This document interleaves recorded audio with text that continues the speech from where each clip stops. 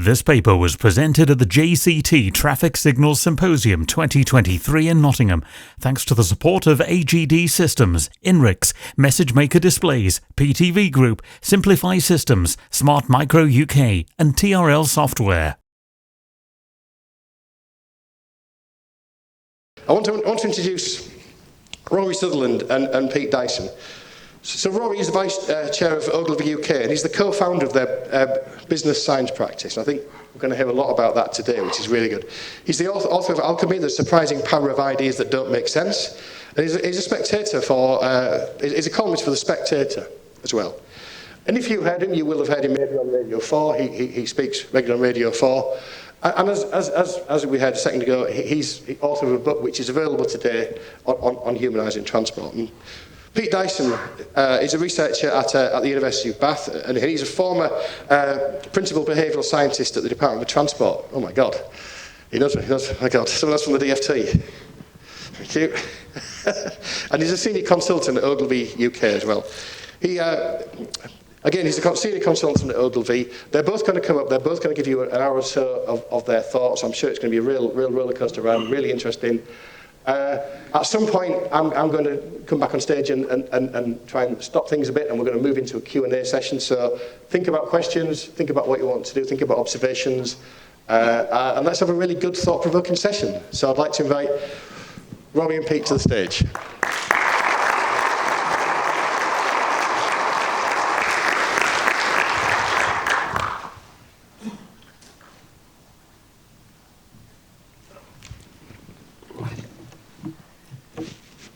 Thank you, Darren, for that wonderful introduction. Yes, it's my pleasure to introduce myself. I'm Pete, and really looking forward to the hour or so we have ahead of us. So my background to this is that I had the pleasure of working with Rory while at Ogilvy, and I think both of us can class ourselves initially as outsiders from the transport space, clearly users of the transport space, but our discipline being in behavioural science, we have an understanding of people, of people's experience, of marketing, of communications, of product design, and much more.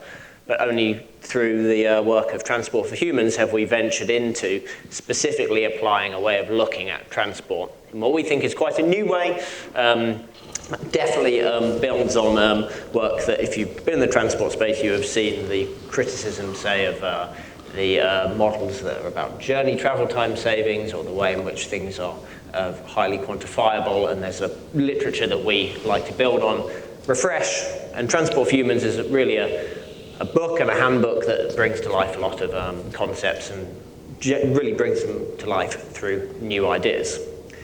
So we're going to be talking about this book. I'm going to first bring to life the core argument. We're going to have a 5-question quiz, so it's going to be pens and paper at the ready.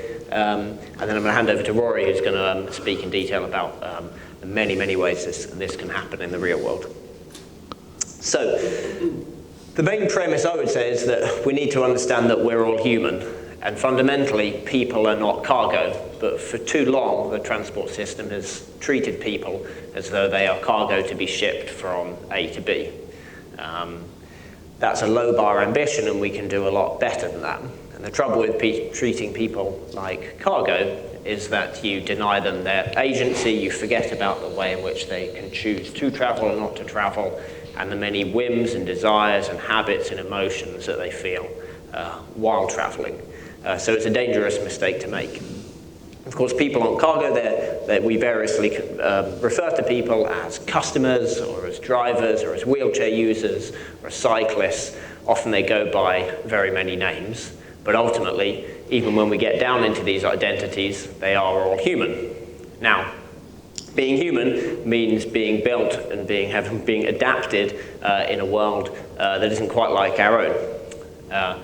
We spent most of our evolutionary history in a world that may have looked something like this, with a whole variety of landscapes, where we had a set of priorities like hunger, like thirst, like keeping safe, like finding a mate, and much more besides. And we readily accept that our bodies have been designed or have not designed, have adapted in that evolutionary landscape. But only recently, through discoveries in psychology, have we established that our minds and our perception are also adapted to those environments. So just as we design a steering wheel to work with our opposable thumbs and our shoulders, we also need to design systems that, visual systems and cognitive systems that adapt to the brains we actually have rather than the brains the designers wish we had. You'll see coming through this oftentimes a story of we're designing the world for a person we wish existed rather than the reality itself. Now the thing is, in the blink of an evolutionary eye, in terms of evolutionary scales, in just really the past 250 years, most of the transport technologies we now rely on have popped up. And we now find ourselves in a world that looks more like this, with new, different priorities, sometimes designed by people who lived centuries ago, sometimes they're still alive today. But these are environments that haven't always been designed with people in mind. They've been designed and adapt to other signals, commercial signals, and the priorities that you might see pictured here at Birmingham New Street. Foremost of which is that our transport systems are shared with freight and cargo. And we think it's an easy mistake to make to mix up the movement of people with the movement of freight and cargo. So for very good reason we have had engineering and economics to make things go, but our central argument is saying let's rebalance that equation and integrate the more qualitative aspects of somebody's experience. We all got a big dose of that just a couple of years ago with the advent of the coronavirus pandemic, which clearly shook up lots of assumptions about how people could travel or wanted to travel. In our minds, it's also shaken up people's view of how collaborative transport is, and I think the presentation at the start of the day showed how much our safety is reliant on the attention of other drivers and other road users to keep us safe. That was no more true than when a deadly virus circulated and we made big changes in the space of just a little bit of time. And just as I said that transport users are cyclists, or they're drivers, or they're wheelchair users, or what have you, we're also people with different identities: parents, children, patients, business owners, and so much more. And as a result, we need to be aware that we move through those stages throughout our life, and that we might inhabit any one of those identities in a given week or across a number of years. So what we're advocating is a systematic view that looks at transport choices at a much wider scale. Before I jump into a quiz, I think I would like to share one model that I've found really, really useful in shaping this bigger thought of sort of what's transport for and how does it fit in. This was a model that was published, and some of you in the room might be familiar with it, called the triple access model of planning. And I think it finally situates the sort of why of transport. What are we trying to do? Yes, we're trying to move people from A to B or to C, but ultimately that people are trying to access other people, goods, services, opportunities. That's their mission, and they are achieving that by physically moving. But you could do that by other means, through spatial proximity, so the thing could be very close by, barely a walk away. And increasingly, it could be done by digital connectivity. And by looking at these three ways, we can see how the balance can shift from place to place. And to paint an example, during the COVID pandemic, what we saw was a massive contraction of that red circle and a massive expansion of people in the green circle.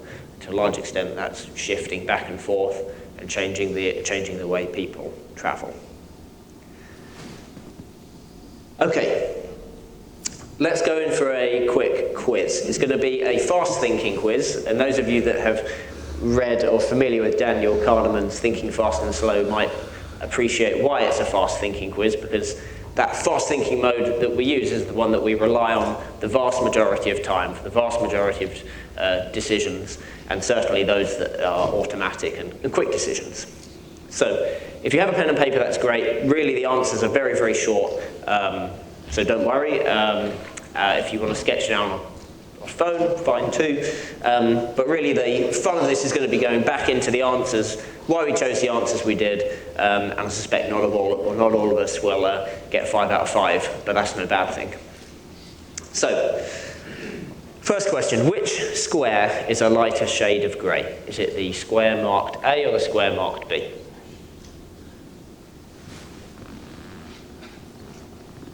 Okay. How many letter Fs are there in this sentence? Finished files are the result of years of scientific study combined with the experience of years. Count the number of letter Fs in that sentence.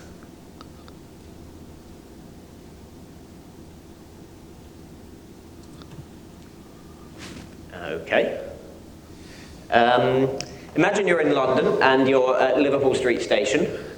Which route would you take on the London Underground between Liverpool Street and Victoria?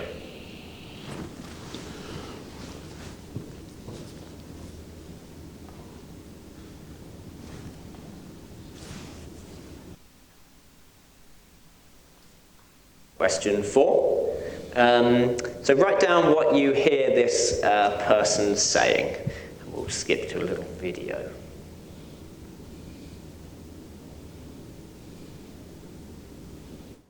Ba ba, ba ba, ba ba. Ba ba, ba ba, ba ba. Okay. An easy one, you might think. And I think, finally, let me skip back up to this. Here we are. Question 5, slightly longer one, but I think appropriate for this audience. Imagine a situation in which 2 road improvement plans are available, but where there's only the budget to build one. Both of the proposed roads are the same length, 20 kilometres, and they're being evaluated from their potential to reduce journey times as much as possible. So your goal is to reduce journey times as much as possible. Would you choose Road A, which increases the average speed from 40 kilometres to 50 kilometres an hour, or would you choose Road B, which increases the average speed from 80 kilometres an hour to 130 kilometres an hour?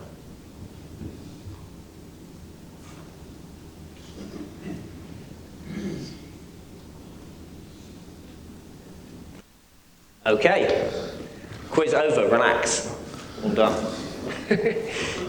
Quite a wide range of questions there. And as I say, the interesting thing will be tossing up our answers and seeing how we did.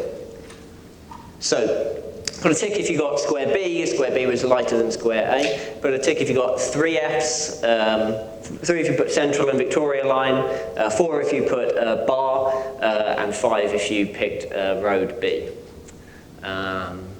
Marking them up, how do we do? Has anyone got 5 out of 5 of those answers?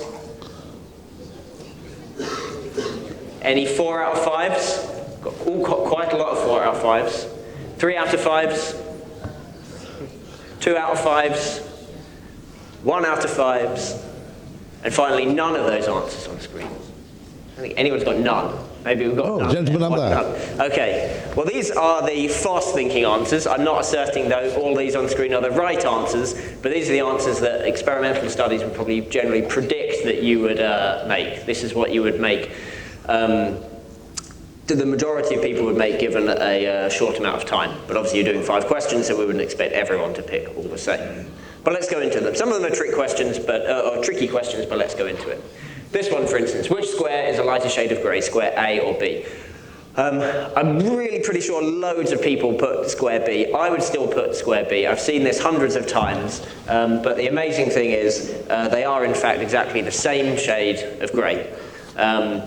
Now, the same shade of grey, but they look very different. And the reason for that are 2 psychological effects that reveal a lot about our perception and our visual system. First is the colour constancy effect. So we look to the adjacent square. We've seen many checkerboards before. We look to that adjacent square and we predict that that we'll see the square marked B as being lighter. The second is opposing luminescence gradients, where the important fact is that we have this green cylinder, this colour green, and it's casting a shadow. We see shadows in our everyday lives, and we know that the thing in a shadow, we upweight the colour. But importantly, our eyes and our visual systems are not light meters. They pass through aspects of the brain that look through history and look through the past. There you go, there's the theory, but I'm 99% confident that I could carry on for another hour telling you about theory, and you go, Pete, the thing is, square B is lighter than square A. I can see it with my own eyes. And that is itself a good life lesson in the way in which theory only gets you so far, and you need to what do they say? Show, not tell.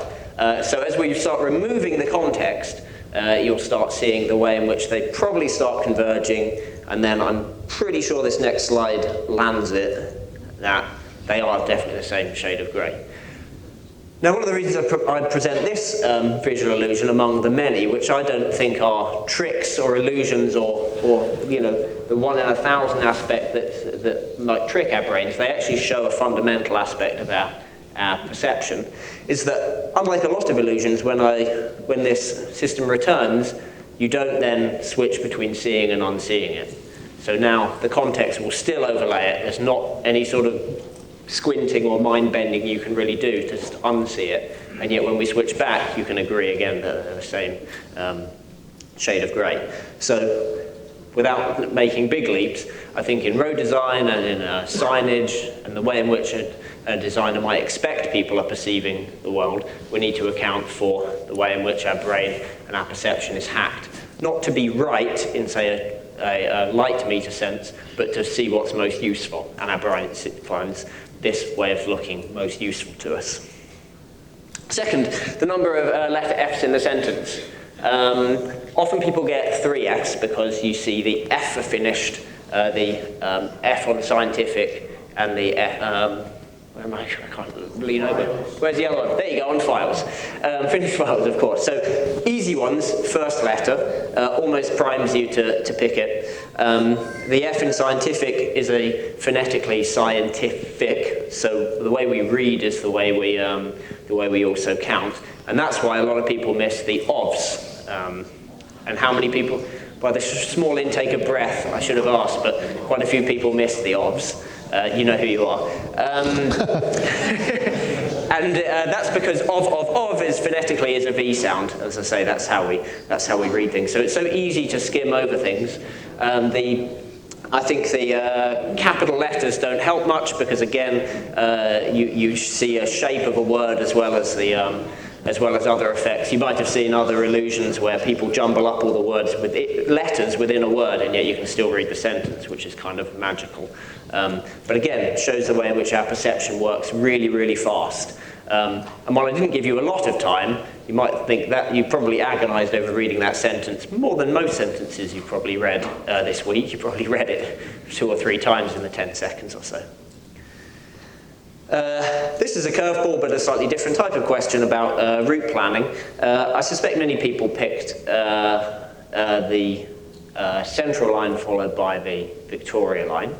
It's not a wrong choice, it's just a fast thinking choice. Fast because it's quite immediately obvious, but also because it is by about 3 or 4 minutes or so the faster by journey time choice than taking the circle line in a clockwise direction, which doesn't involve any interchanges, but as we know, the circle line moves a little bit slower. The interesting thing, and I think maybe some of you are familiar with this study, I don't know, but TfL installed Wi-Fi routers across the platforms, and then they, in 2016, did a study where they used the sample of people whose phones connected to those Wi-Fi routers to track their journey within the underground network. TfL is famous for having introduced the Oyster card system so early on that you could tap in and tap out, but there's very little insight into what happens between the barriers, so to speak. And through this Wi-Fi routers, you could see people's movements. And what I'm about to show you is how the distribution of trips actually goes.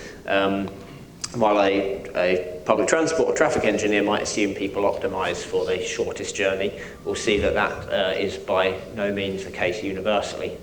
So they find that of the devices measured, some 44% of people took that Central line to Victoria line change, but a significant group of people took the direct route, the circle line, and then some outliers took some peculiar routes that we can only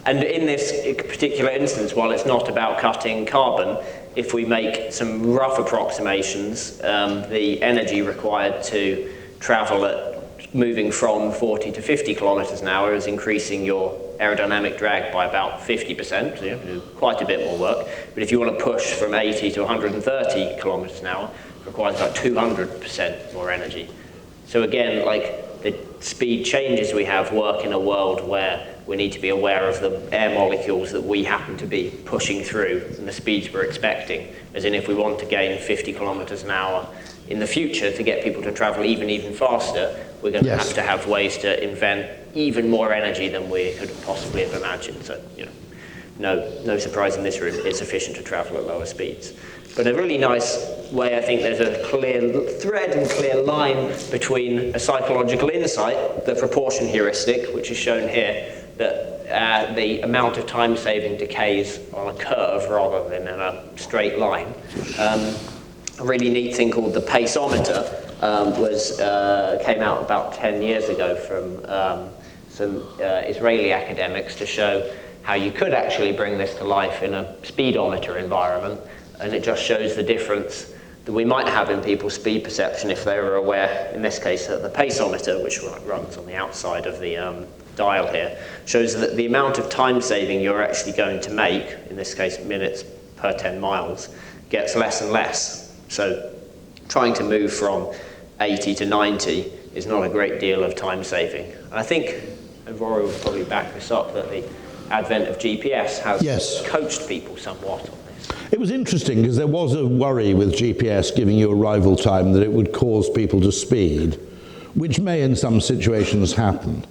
Because they get paranoid about arrival time. But one of the lessons, if you're a regular user of GPS, is that if you're worried about being late, the trick is to avoid traffic jams. Okay, actually the difference in arrival time between going at 60 on a motorway and going 80 is actually pretty trivial by contrast.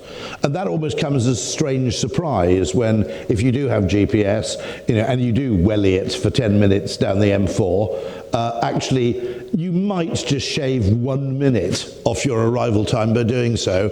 And actually, I'm not sure my kids have the same intelligence, but my conclusion was, look, this isn't worth it. You know, there's a huge amount of extra consumption of energy, but also there's a huge amount of extra risk. The time saved is actually completely trivial. But it's very, very interesting that, because again, it's completely identical in objective terms, whether it's, you know, 1 minute of, 10 minutes to go 10 miles or 60 miles an hour. But if you present the information in two different ways, the way we respond is complete, and what we optimize is completely different. Yeah.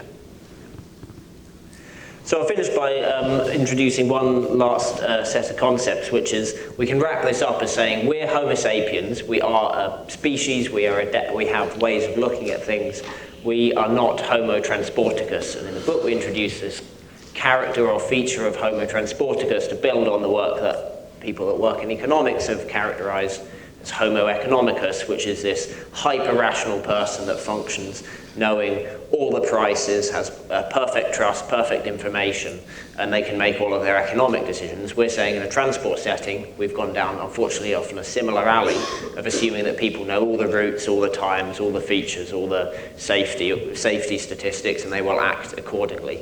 But that's a dangerous assumption to make. We're not dealing with Homo transporticus, we're dealing, as we've seen, with Homo sapiens. Yeah, I think that'll be a thread that will run through the rest of our talk. Rory's now going to talk through dash between two aspects of what we like to talk about. One, which is the psychology of people when travelling. So you can see how people choose how to get there, mode choice, how they navigate, how they are sensitive to prices and whatnot.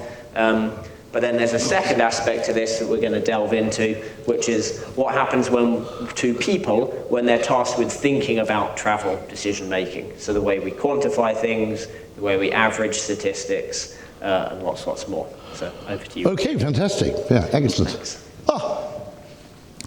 I think there's a huge danger when anybody is a transport planner, which is you can't understand the system.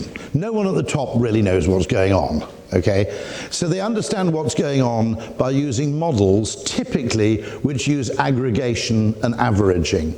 Okay, and what emerges from that, by the way, is a standard concept in mainstream economics, which is the single representative agent. The idea that if you optimize for the average person, you optimize best for everybody.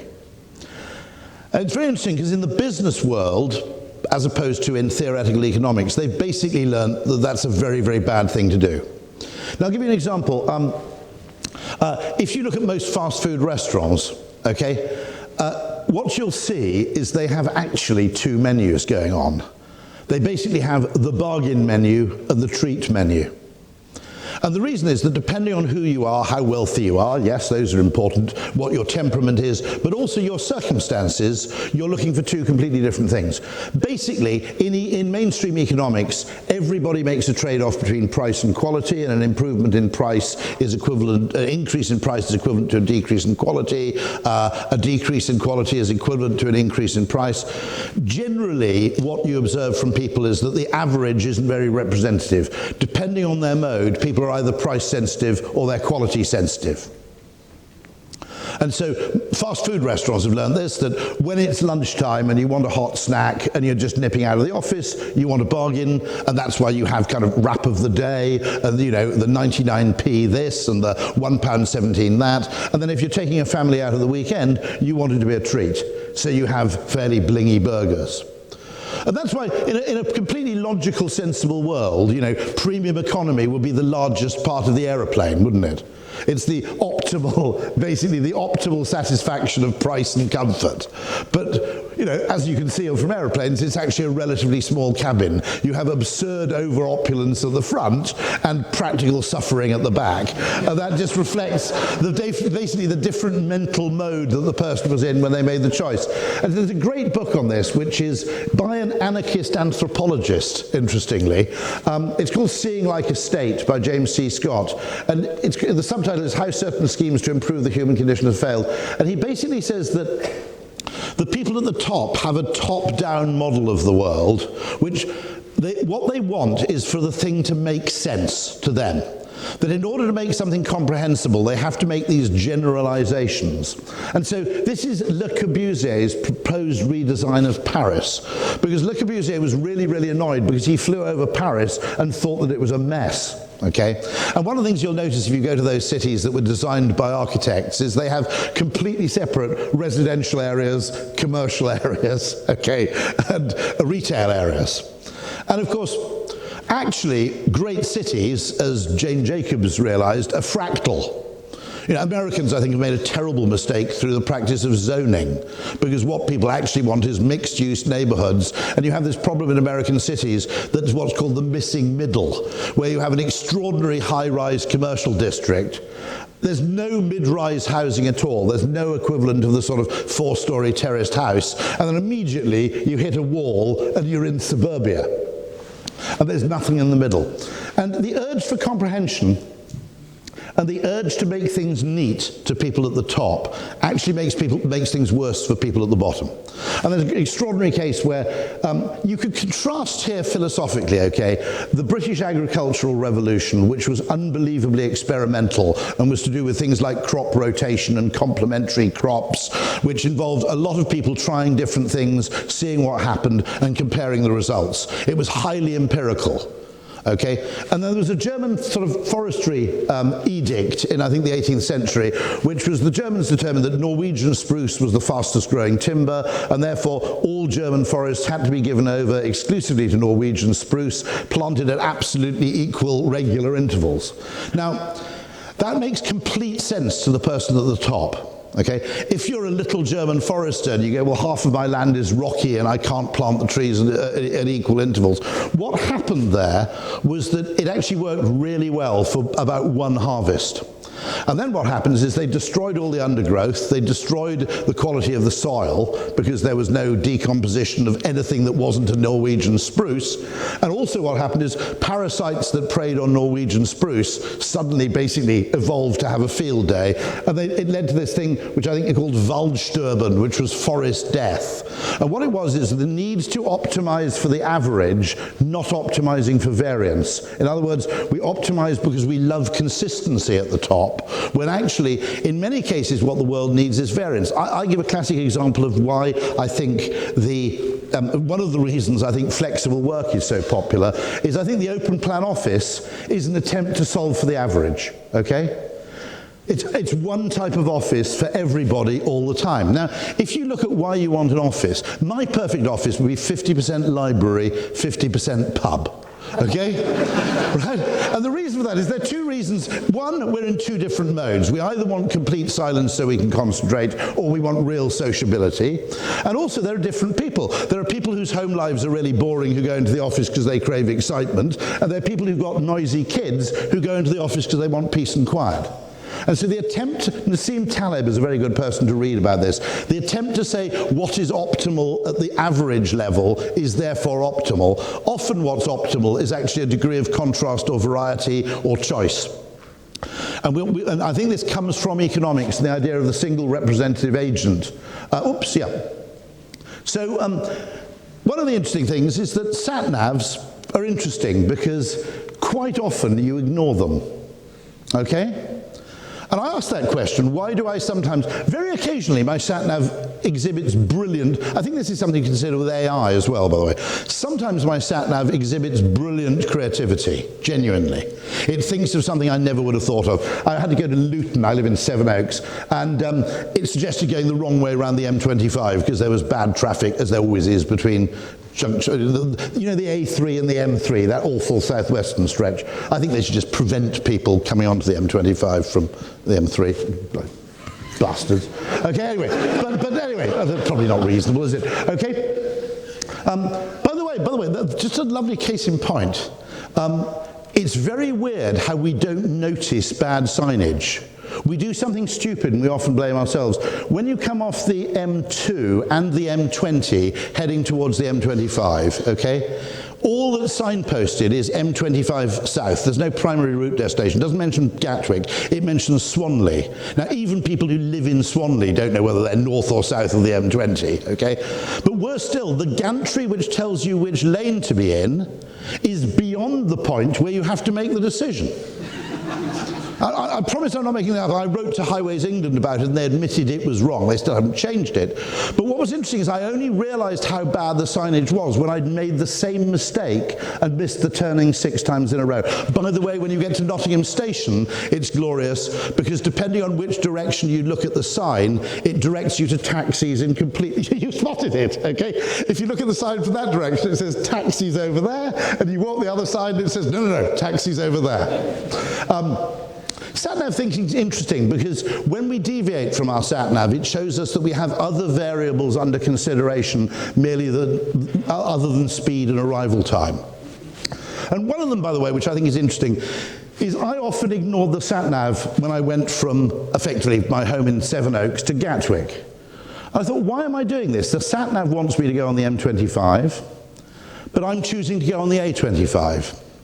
And of course there are other factors, which is if you want to catch a plane, you don't want the fastest journey, you want the journey time with the lowest variance. Because it doesn't really matter whether it takes me 45 minutes or 65 minutes to get to Gatwick, but if I get stuck in traffic on the M25 and there's no escape, okay, I've missed the plane. And so what's quite interesting is instinctively when we as humans make travel decisions, we actually look at other variables other than the ones that we're actually conscious of. You know, one of the reasons why I think people don't drive to work is it's not really the average journey time, it's the potential for catastrophe. You know, one of the great things about commuter rail is, broadly speaking, the variance is much, much lower than when you drive. And so looking at factors like variance and also optionality. If I'm on the A25 and, you know, a semi-jackknifes, as the Americans say, there are probably 5 or 6 various other routes I can take by just turning off down a lane for a bit. If you're on the M25 and something goes wrong, there's no escape for an hour and a half. So these kind of things are actually quite interesting, because we think that a sat-nav is perfect, and some of the time it is, some of the time it's very, very clever, and some of the time you've got to go, well, the sat-nav doesn't know what I'm trying to do, you know.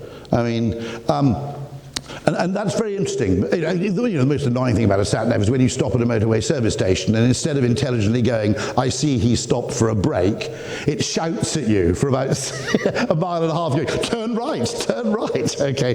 Now, a really good empathic sat-nav should go, okay, you've stopped at a motorway service station, I get it. But they don't ask you what is the nature of your journey. And of course, any concept of a scenic route, or indeed the concept which I think is very strong in human behavior, which is we'd rather a slower route where we keep moving than a quicker route where we're stationary some of the time, simply because of the degree of experience, the frustration we experience. We've seen some positive things. I've got a friend whose sister is majorly involved in the campaign in the United States to make Google Maps much more public transport friendly. There's also we're starting to see effectively ecology being factored into the considerations of routing. In other words, you know, the route that also minimizes your ecological impact rather than just minimizing your journey time. This is an interesting case, because if you look on Google Flights, and the website is called Google Flights, okay, if you look for trips to Paris from London, it actually shows you the Eurostar. You didn't ask for it, but it's nudging you towards the train. And I think this is really interesting, because fundamentally, what's really interesting about transport is it's what I call a Sudoku problem, okay? It's a complete mixture of technology, psychology, engineering, economics, okay? And the reason I call it a Sudoku problem is you have to look at all of them in parallel to really solve the problem.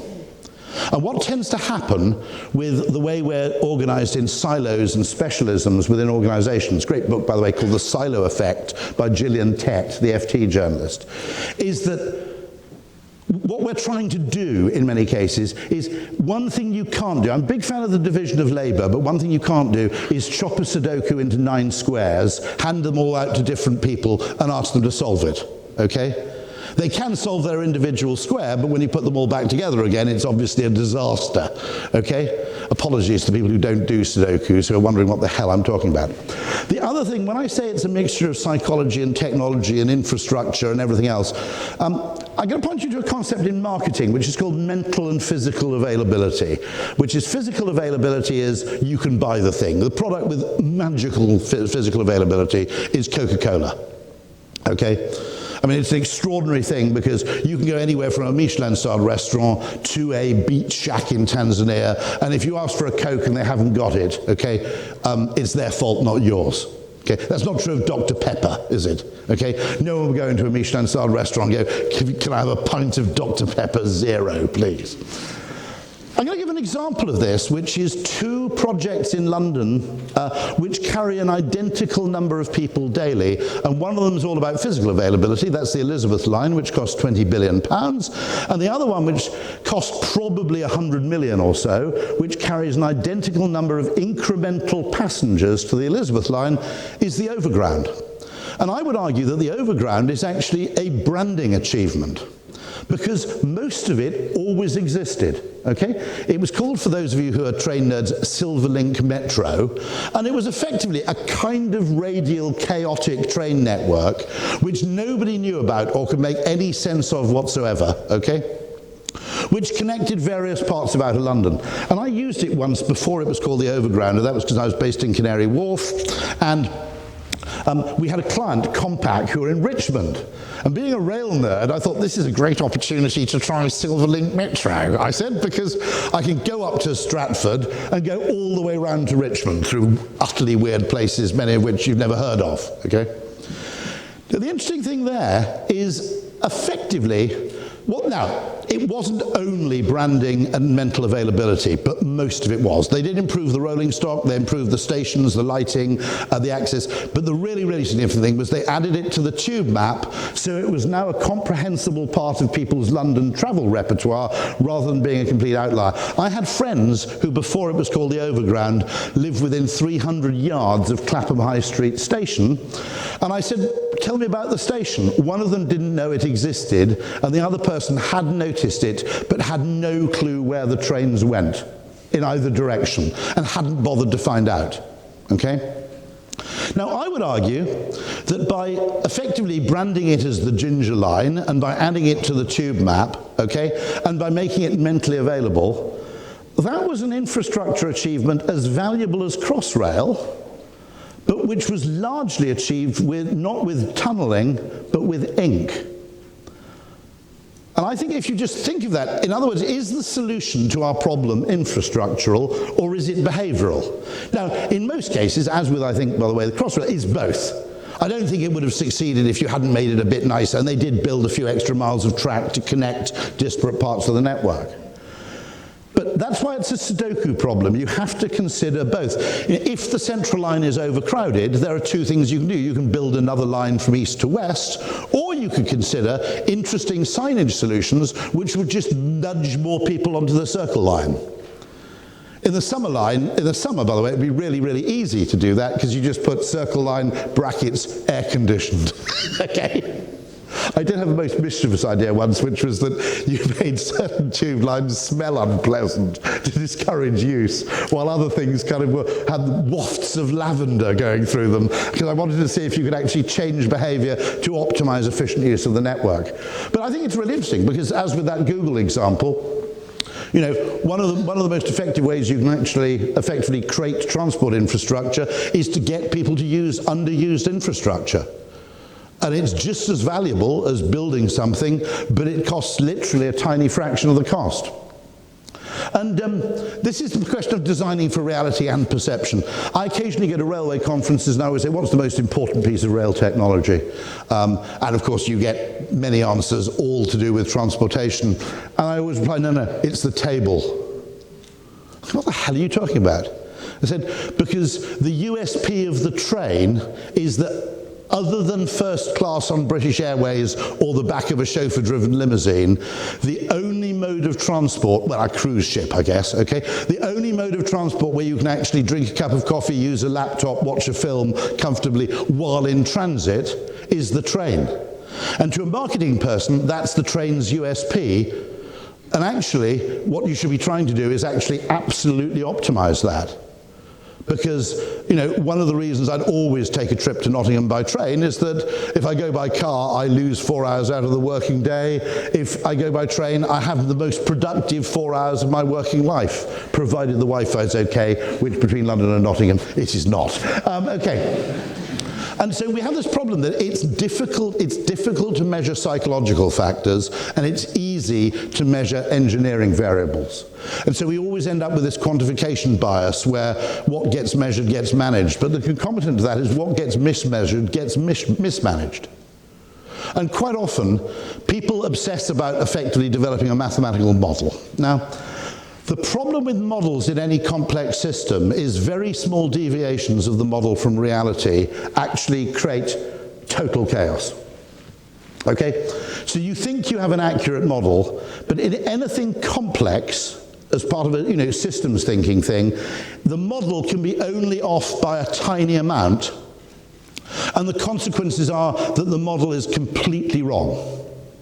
There's a lovely example of this, by the way. In the raid on Osama bin Laden's compound, they obviously got the best people from Special Forces, Navy SEALs to perform that raid. And they rehearsed it a lot, okay? With very good people. They're not like me. I would have just pitched up at the front door and played it by ear. But that's why I've never been headhunted by the Navy SEALs, okay? So they rehearsed the raid a lot. And they made one tiny shortcut, which is when they built the replica of the compound, they didn't bother recreating the outer wall. They just built a chain link fence to represent the outer wall. Now, I don't know, some of you, if anybody's a helicopter pilot, they'll realize what went wrong. which is that when you land a helicopter in a square surrounded by chain link fences, it's exactly the same as landing it on open ground. If you've got a radio-controlled helicopter and you try landing it in a cardboard box, what you'll see is once it gets below the rim of the box, it goes crazy because you get vortex draft effects. And of course, the Osama bin Laden compound was not a chain link fence, it was a solid wall. And so what's interesting when you build a model in any complex setting is that tiny deviations from reality, which are almost present in any model, which are in a kind of Newtonian proportionate universe, are actually not there, you don't have to worry about them. In a complex systems universe, they can drive things really, really crazy. So what also happens is when we optimize for certain things, what tends to happen is if you optimize a system for certain things, what you don't measure gets completely ignored. I think that's a really, really important factor, you know. I mean, one of the things that drives me crazy is optimizing for number of seats on a train, okay? And as a result, you take toilets out, okay? And you don't have tables. And so that's because there isn't a metric for the value of a table for productivity on board, okay? And there isn't also, you know, things that, I mean, one of the worst things we have in Britain, by the way, is selling property by number of bedrooms, okay? In America, they don't tend to do that. They tend to sell it by square feet.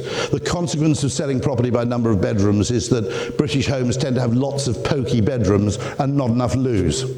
And that's what happens when you measure for some things. The things you're not measuring for generally get underplayed or ignored completely. And so I mentioned the fact of variance.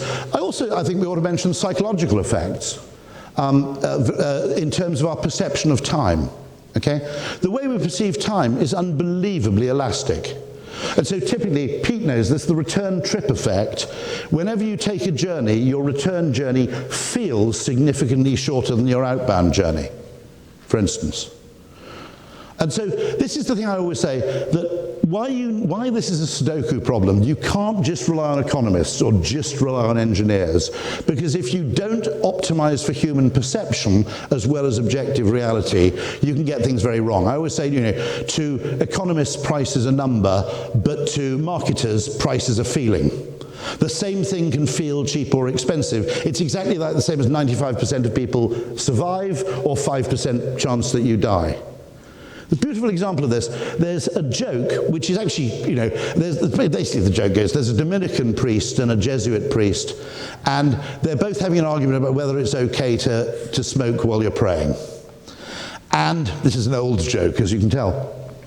And they both go to their respective bishops, and first of all, the Dominican comes back and says, "Now I've spoken to the bishop." He says, "Absolutely unacceptable." And the Jesuit replies, "Oh no, my bishop's absolutely fine about it." How did you manage to get him to agree to that? And the Jesuit said, "What did you ask him?" I said, "Is it okay to smoke while I'm praying?" And the Jesuit said, "No, total idiot." He said, "I asked my bishop, is it okay to pray while I'm smoking?" Now, the reason that's important is framing effects in psychology are really, really decisive. Now, this will become really, really important with road pricing, okay? Now, Coca-Cola, all right, more or less lost a chief executive, a CEO, because he happened to riff in a meeting that Coke was thinking of introducing variable pricing for Coke vending machines where the price went up in hot weather. And everybody went bananas and said that's disgusting, it's basically exploiting our misfortune, okay? And we have a very strong involved sense that a price like Uber surge pricing that basically capitalizes on someone's misfortune.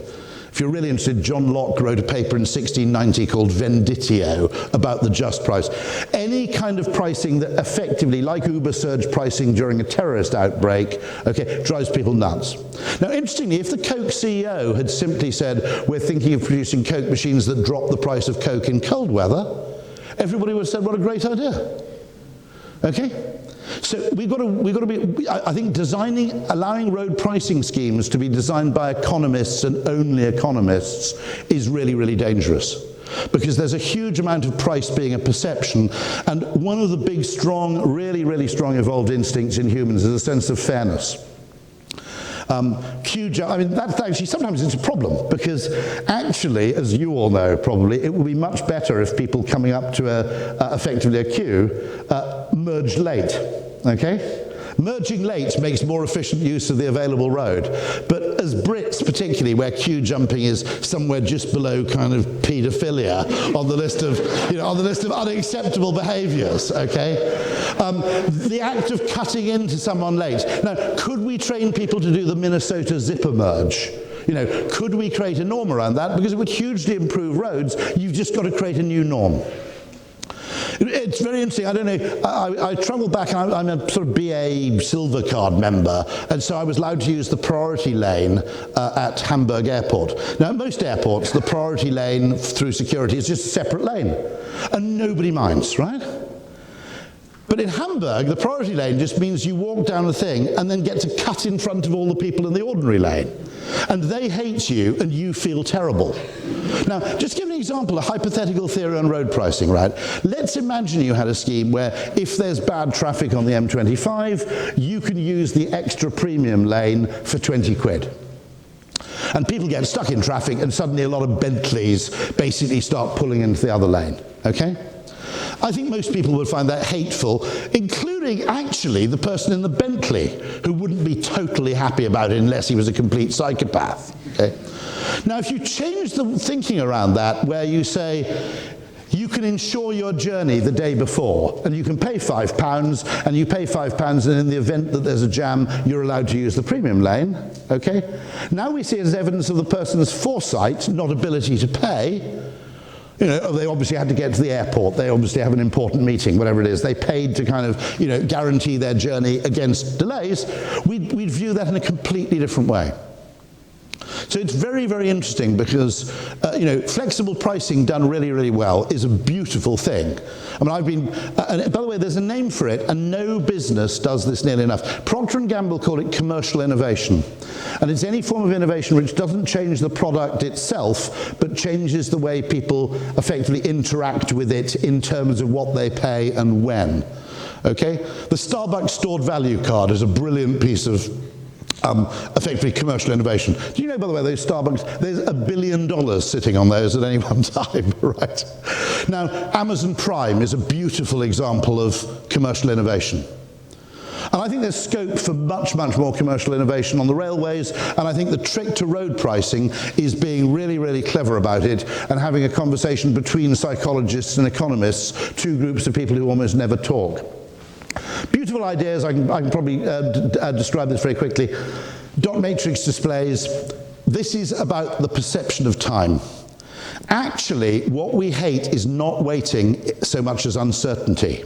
And so for years, people looked at the easy metric, which was duration of a wait. Okay?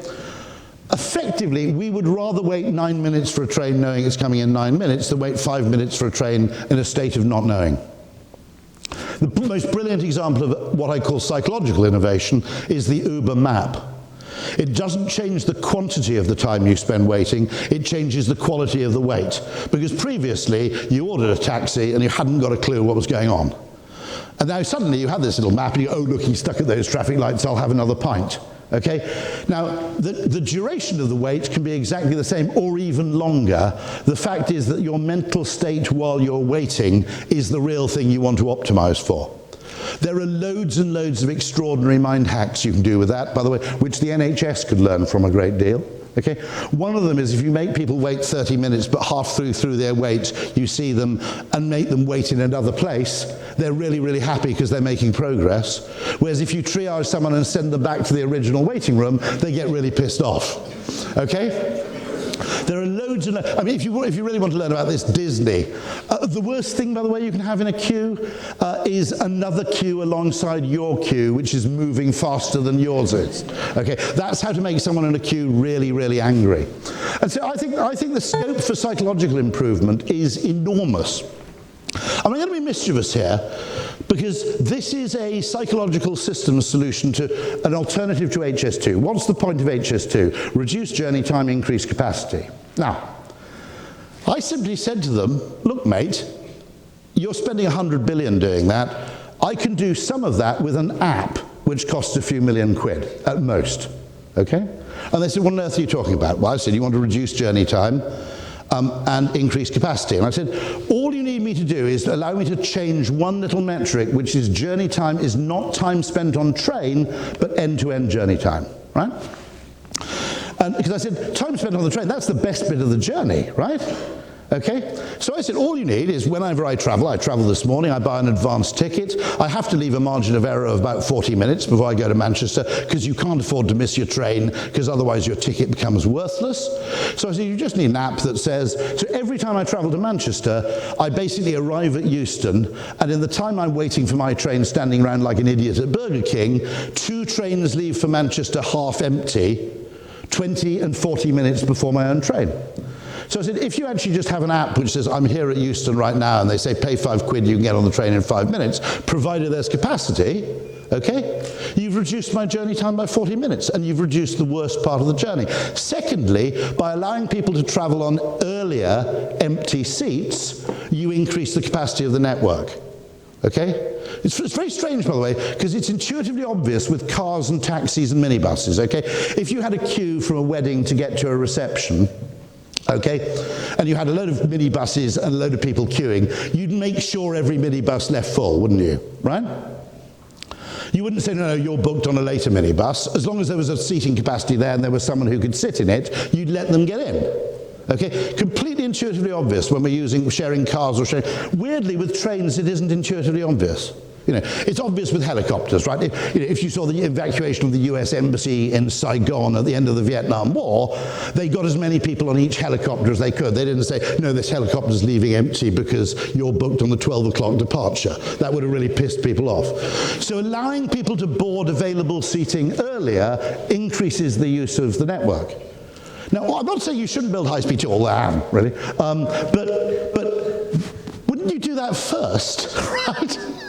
Because maybe you could solve quite a lot of the problem that way. And so it's very interesting. And what's interesting, when you present that to engineers, they get angry. Because to an engineer, solving a problem without using engineering is cheating. Okay? Right? It's a bit like that poor chap Harrison who built the clock. The reason they kind of hated him was because it was supposed to be an astronomer solving the problem of latitude, and he solved it with a clock. So I'll be very quick here. Now, where will I just end up? I mentioned the Uber map. I also think there are forms of transport that are underexplored, because I don't think the Heathrow pod makes any sense if you look at it through the metrics of speed or capacity. Okay? I think why the Heathrow pod makes sense is because people love travelling on it. Okay?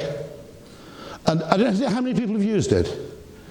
Okay, it's very interesting, because if you're at Heathrow Terminal 5 and you've got half an hour to spare, it's free, so just go from the car park and back again. But there's something really interesting, which is I don't think we factor in what it is that people really value. We think it's all about speed and capacity and time. It's much more than that. I mean, privacy, for example, you know, little things like that really, really make a difference. And I think as a result, transport innovation has been held back because we're only looking at the metrics that we know. I'll end on this one because I think it's just a really, really important case where someone had what I'd call a killer psychological insight, okay? I've got an electric car myself. The intention was I'd get an electric car and then my wife would get a petrol car, so we'd have one of each. And I like the electric car so much, my wife ended up with an electric car. And she bought the electric Mini, which only has about 100 miles of range, and we don't yet have charging at home. Complex reasons. The weird thing, it's absolutely no problem. And then I struggled with this. What's going on here? Because range anxiety, okay, is a relevant thing in the United States. They have extremes of temperature, okay? The typical household socket only has 110 volts, so you can't plug your car in at your dad's house because it'll take you 4 days to get 15 miles, okay? They have huge wildernesses, huge distances. They don't have a rail alternative. There's low population density on a lot of the areas, etc. I get it, okay? My argument was that range anxiety is actually completely irrelevant in countries like the UK and the Netherlands, which are densely populated, except in freak places perhaps like the north of Scotland. Now, the consequence of this, the consequence of that phrase range anxiety, is electric cars are bigger, heavier, more expensive, and use much more of the world's available battery capability than they need to be for small countries. And then I was watching YouTube, and an American guy actually said what I think was the most insightful comment I've heard. It was one of those $1 million insights. He just said, it's not range anxiety, it's infrastructure anxiety. We've got the wrong end of the stick. And if you think about it, okay, we don't get range anxiety in a car, because we basically know, look, there'll be some petrol station somewhere, right? That's why we don't have range anxiety. Nobody's ever talked about the range of their petrol car, have they? You can only go 400 miles without refilling. It's not a topic of conversation at all. And this guy said it in one sentence. Now here's what's interesting, okay? Range anxiety, when you frame the problem as that, everybody has to solve it by spending 15,000 quid on a bloody enormous battery, okay, which weighs a ton. Okay? If you talk about infrastructure anxiety, I can solve that with psychology and software. You just go to Google and you go to the car manufacturers who make sat-navs and just say, when people drive around in an electric car, just have a little push ping that says whenever they're in 2 miles of a reasonable charger that's available. And within about 20 miles or 100 miles of driving in this thing, these people will go, shit, there are chargers everywhere. I never knew. Okay? Partly, you know, there's range anxiety because petrol stations are really, really visible, okay, whereas electric charging stations aren't. And so I think there's just, I'll end on that because, you know, one of the most interesting things you can look at is perceptual bias. Now, I'm the only person in the world who's ever written a newspaper article in The Spectator in defense of smart motorways, okay? Because in principle, they're a really, really good idea. You have the most brilliant suggestion that you should only make them 4-lane when the speed drops below 50. So in other words, smart motorways should be brought in at times of congestion rather than 4-lane by default, which I think is a superb idea, by the way. But the point I made is this, okay? You can't trust public opinion on smart motorways because nobody notices a traffic jam that didn't happen. Okay? So the downside of smart motorways is completely salient and visible, and the upside is unseen. And so being conscious of these effectively perceptual, behavioral, mental availability biases in what we actually assess. One of the most annoying things is you on a stretch of smart motorway, you put the limit at 50, and everybody slows down to 50. And after 3 miles later, they go, well, it wasn't a effing traffic jam. What the hell do they make me slow down for? It was the fact that you slowed down that stopped there being a traffic jam. So actually, this is a classic case, the smart motorway, where I think it actually requires an ad campaign and education so people get it. Okay? I'm a very regular user of one stretch of the M25. I think the smartification of the motorway has been a transformation because I'm in the rare position of having used it frequently enough to have noticed the improvement. But most people aren't like that. They go, oh, sod, it's one of these 50 limits. I'll end up with one other thing. You can always persuade people to do something if you give them a reason, even if the reason's a bit crap.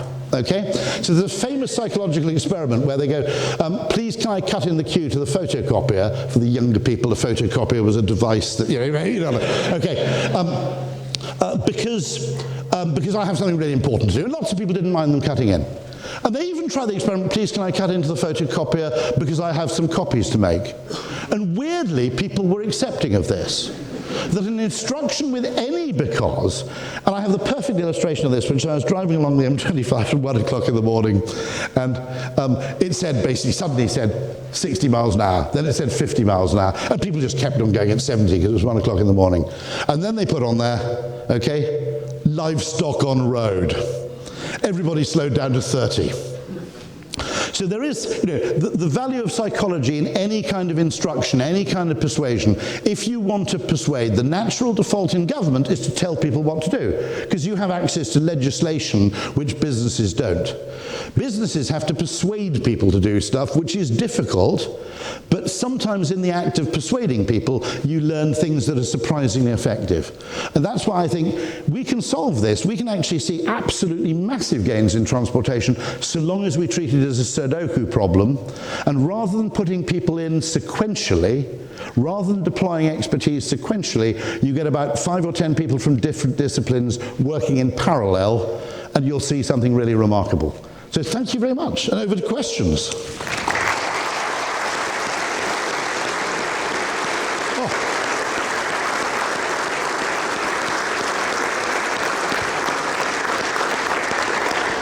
Thank you, Pete. Thank you, Rory. I do get the feeling that could have gone on for a long while. And I think it would have been great if it could, but we need to eat. So we've got about 15 minutes left. We'll take a little bit out of lunch. I think it would be a good thing to do. So we've got a bit of time left for some questions for Pete and Rory. Do we have some questions? A question down here from John. Yeah, the symposia's prerogative. I read your book with great interest, and I know that you make a big point about we often don't consider enough about the quality of the journey. No. Now, I can understand that context when you're travelling by rail, for example. Yes. Where you're talking about things of tables and stuff like that. Got any thoughts on how we can improve the quality of the journey for motorists, for example? Very interesting. I'm not going to make any comments. Pete's a very keen cyclist, so we generally stray off that area. Well, funnily enough, we were discussing this, which is there is an economic prediction that there will be an increase in road use because electric cars are cheaper. You already, by the way, have a slight bias towards car use because cars have very high upfront costs and then a low marginal cost of usage. Okay, so one of the things we're keen to do, I mean, one of my suggestions was you actually make road tax double what it is, but you give people vouchers for public transport in return for their road tax payment. The idea being that anybody who travels by train 5 times a year, okay, is in the habit, it's part of their repertoire, they're in the habit of using a train, okay? And therefore, when they decide to go by car, they're probably making a choice rather than just a default habit. And so that's to promote broadening of people's repertoires, which I think is a really interesting approach. Because you do also have this problem with rail travel, which is, the incremental cost of a journey is much higher than the equivalent incremental cost of a car journey. So at the margin, rail looks expensive.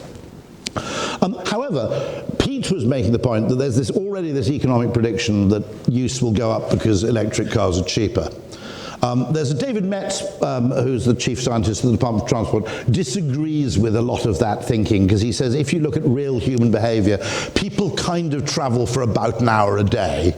And if you make roads faster, they don't actually, in a sense, they just increase their range of operations within that given hour over time rather than saving time. Okay. Now, Pete and I were both just talking about this earlier, which is we think it could be more extreme, the increase in use of electric cars, possibly, because other technologies, not least Apple CarPlay, Android Auto, and adaptive cruise control, okay, actually make driving long distances basically cognitively a lot less tiring. Now, engineers debate, okay, autonomous vehicles, right? Driverless vehicles. To the engineer, we're miles away from having driverless cars. To the actual motorist, how many people have adaptive cruise control, just for interest, okay? Okay, so to a motorist, adaptive cruise control is 85% of a driverless car. Because the way you drive down a motorway is you find a person who's reasonably sane, okay? And you set your speed to 5 miles an hour faster than they're going, and you basically outsource your driving to them. Okay, so cognitively, it's because let's be honest, for 10 years in driverless cars, we're still going to be staring out of the window in sheer terror, right?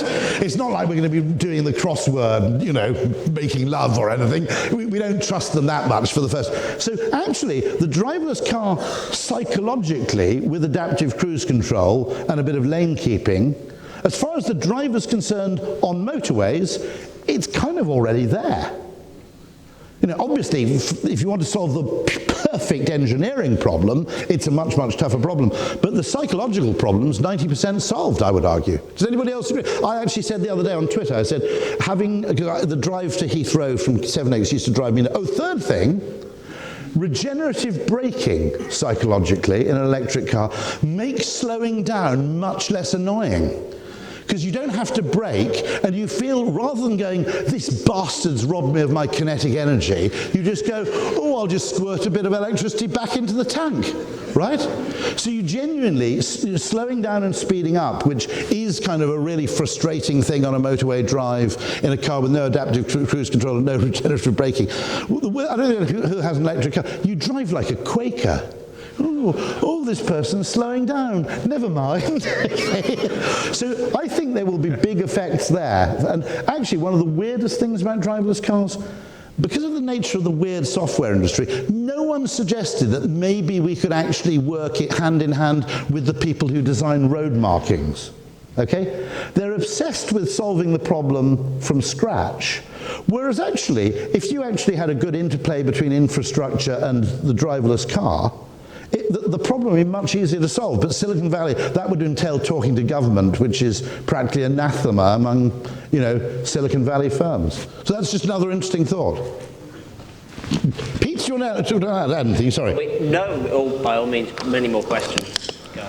Tom, you have a question? Oh, I'm sorry, that really is...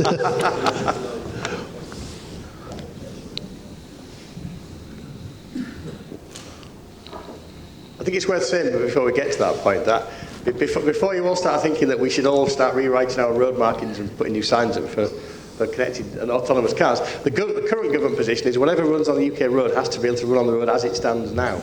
That's the challenge. And that, for the short term, that's the right challenge, because if you have to spend although you might argue that driverlessness is long motorway drives benefits the driver. Yeah. I mean, there are certain roads where we enjoy driving. That's another factor which we ought to consider, by the way. If you look at studies of happiness, real-time studies of happiness, which Kahneman does, what's weird that emerges is that we're sometimes at our happiest while driving. Now, I'll tell you a funny secret about this, about models.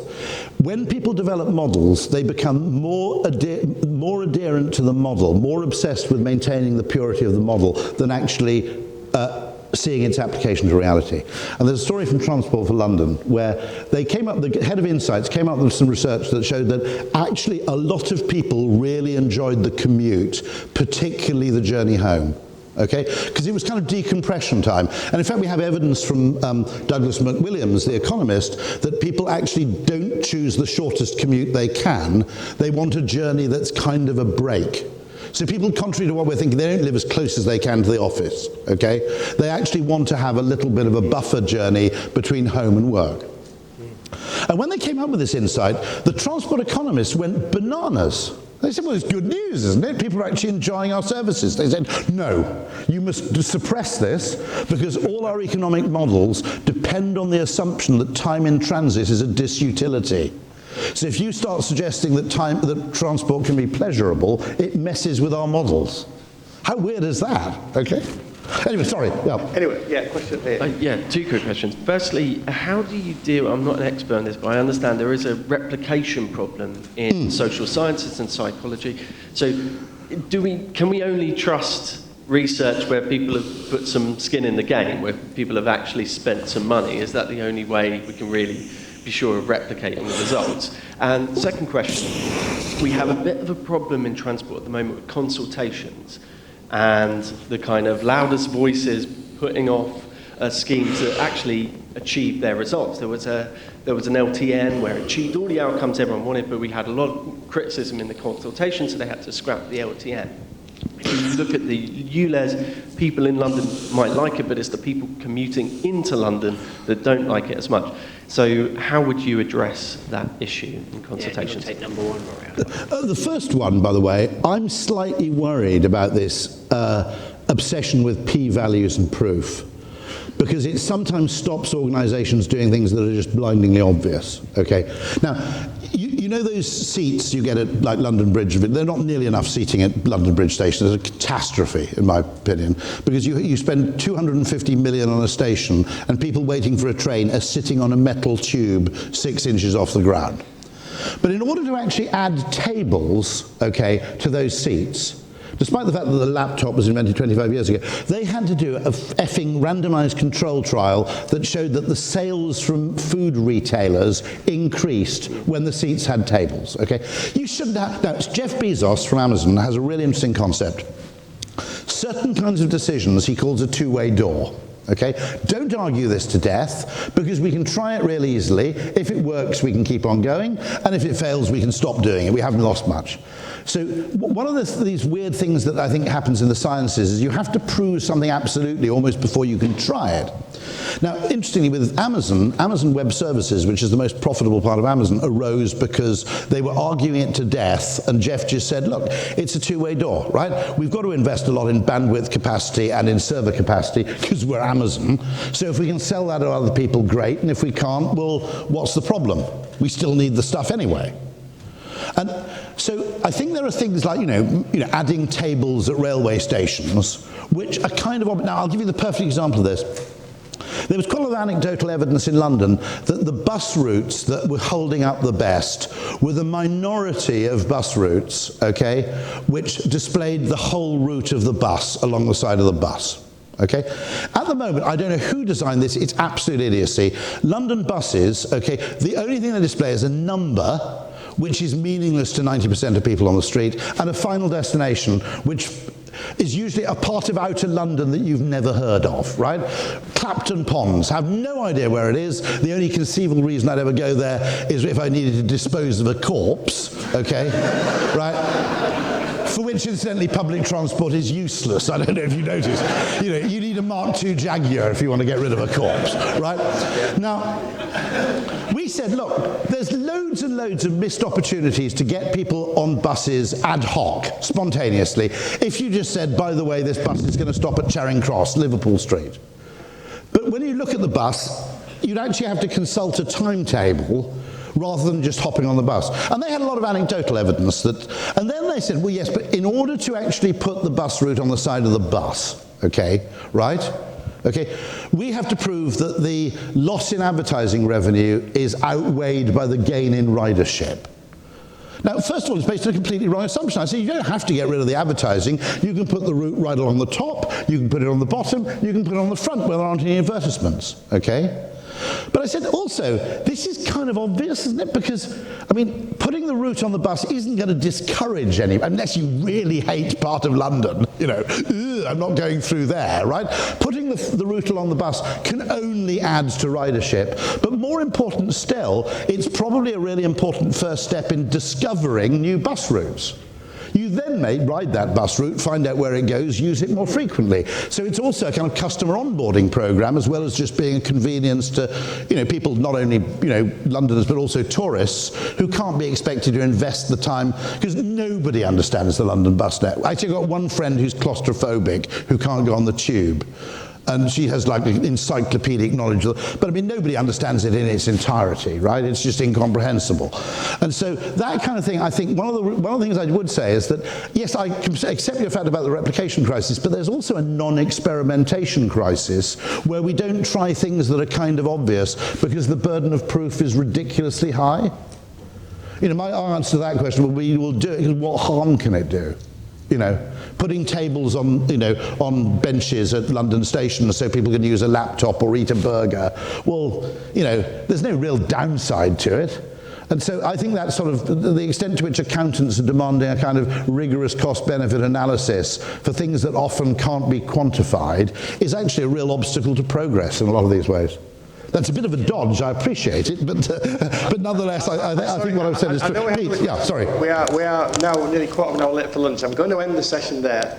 Are you staying for lunch? Mm-hmm. So definitely. You can harangue them over lunch, as I may well do. But for now, can I ask you to show our speakers your appreciation?